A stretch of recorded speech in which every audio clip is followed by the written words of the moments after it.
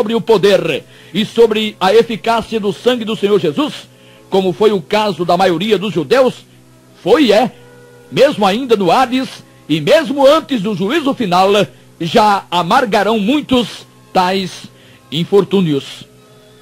O Senhor Jesus usou figuras com definições físicas, como ranger de dentes, fogo sem fim e bicho que não morre, para falar da consciência que lá, naquela dimensão, não tem e não terá outra ocupação como as que aqui envolvem os homens, a exemplo das inúmeras festas e tertúlias, reuniões repetidas que os entretêm e os fazem esquecer da existência além matéria.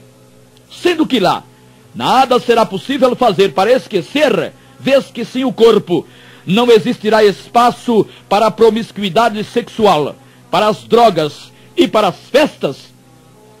A consciência, instalada como imagem e semelhança de Deus no espírito do homem, vale dizer, no próprio homem, não se calará, não se aquietará, não se apaziguará por um segundo sequer, lamentando não ter feito o que facilmente poderia ter sido feito.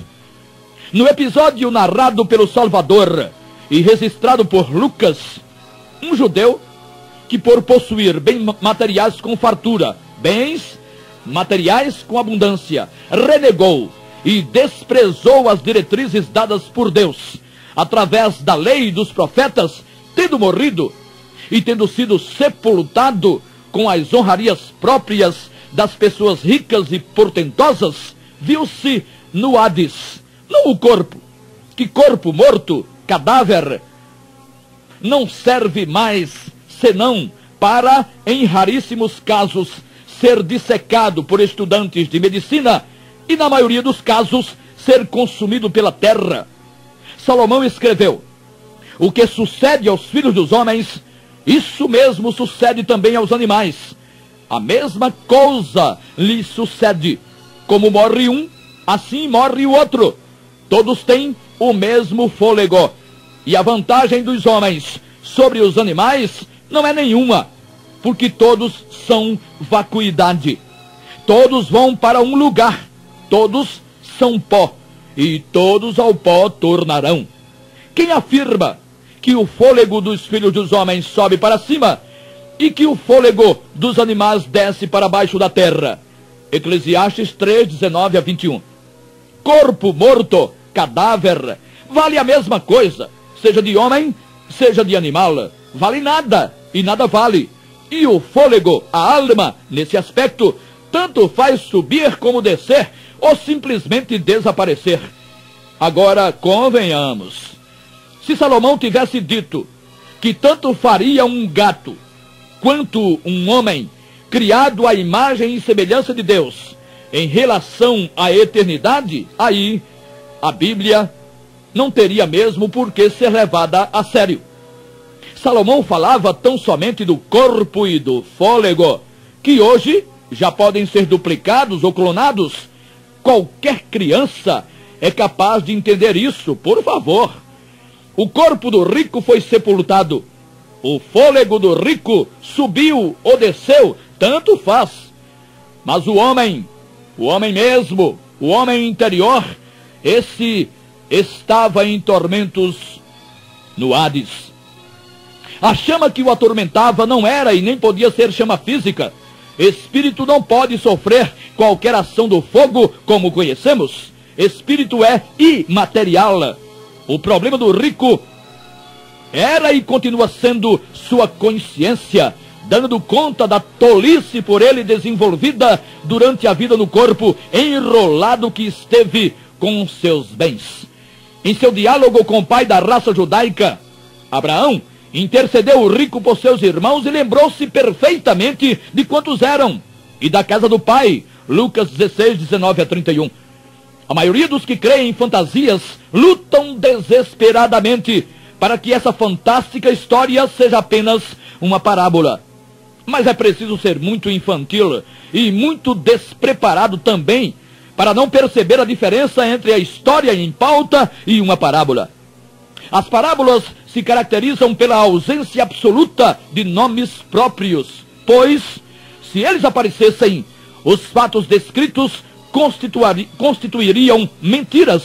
Por exemplo, se Abraão não tivesse de fato falado, e se o rico não houvesse argumentado, o Senhor Jesus teria mentido, dizendo ter existido o que nunca existira, uma conversa entre o rico e o pai da raça judaica, a qual ele, rico, pertencera e pertencia. Ao ser questionado sobre a possibilidade de ouvirem os irmãos do rico se Lázaro ou qualquer outro morto lhes falasse, Abraão foi peremptório, foi decisivo. Se não ouvem a Moisés, ou seja, se não atentam para a lei, e se não ouvem aos profetas, tampouco acreditarão, ainda que algum dos mortos ressuscite. A afirmação de Abraão serve para desmantelar a ideia mentirosa e insustentável da comunicação entre vivos e mortos, que, aliás, não encontra também qualquer outro respaldo bíblico. As citações bíblicas feitas por Allan Kardec, Leon Denis e outros defensores da doutrina espírita são violentadas quanto às regras hermenêuticas e são vítimas de exegeses obtusas e propositalmente defeituosas. O pai da raça judaica, Abraão, não disse, nem sequer insinuou, fosse possível um morto aparecer e encher os irmãos do rico de conselhos e advertências. O que o Senhor Jesus disse, ter dito a Abraão, foi que, ainda que um dos mortos ressuscitasse, os irmãos do rico não o levariam a sério. Ressurreição não pode ser confundida com reencarnação e nem com aparição de fantasmas, quer quanto a Bíblia, quer quanto a semântica. Como mostra o texto, na economia do Altíssimo não existe espaço e nem vez para um purgatório, como quer o clero romano, nem para reencarnações, como pretendem os seguidores de Kardec, ou para sono e inconsciência do espírito humano, defendidos pelos adeptos de Ellen White e da Torre de Vigia. Mas também não é verdade que Abraão e aqueles que com ele estavam habitassem todos já o paraíso, como sustentam alguns ramos pentecostais e outras denominações protestantes. Abraão permaneceu no Hades até que o preço de seu resgate se efetivasse com a morte do Salvador. A economia de Deus é séria. Enquanto o preço do resgate não fosse totalmente pago, os que haviam morrido debaixo das promessas, Abraão e seus descendentes, não poderiam ser transferidos para o paraíso. E foi o que aconteceu. Morrendo o Senhor, desceu ao Hades, e depois de ter pregado e anunciado sua vitória aos antediluvianos, 1 de Pedro 3, 18 a 24, 6, subiu para o paraíso, aí sim, levando consigo os que haviam morrido, esperando por sua vitória, Abraão e seus descendentes. Assim, os seres humanos, criados imagem e semelhança de Deus, deixado o corpo, ficam sem poder nenhum em si mesmos e voltam aos domínios do Senhor, que, sem que o queira, e mesmo sem ter escolha, determina-lhes o espaço a ser ocupado. O paraíso, para quem teve seus pecados perdoados, com base no poder e na justiça do sangue do Salvador, e o Hades para todos os demais, como foi para o rico da história.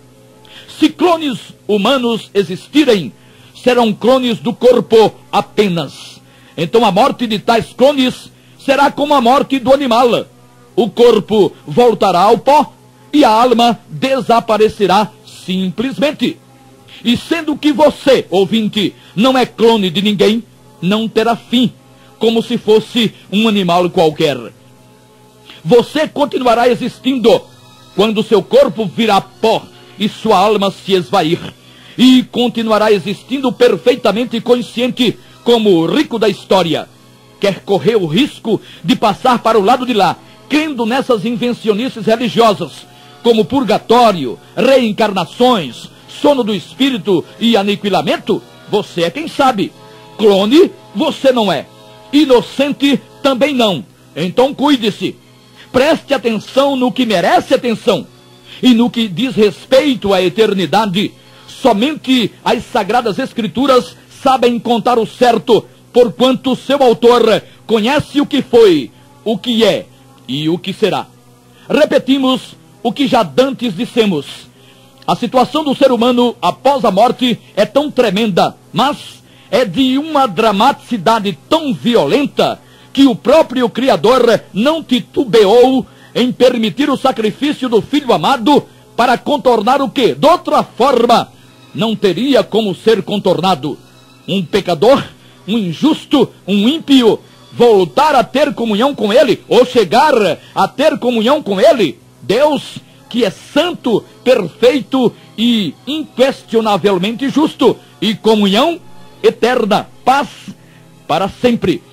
Se, como ensinam por aí, os seres humanos fossem quais clones, corpo e alma somente, menos ruim, morrendo, morreria por completo e fim, jazeria no esquecimento de forma eterna todo o ser, como acontece realmente com os animais. Você se sente assim, caro ouvinte? Logo, você não findará quando findar o corpo que o mantém deste lado da vida. Você continuará tão lúcido e tão consciente quanto agora, como Abraão e o rico na narrativa do Senhor.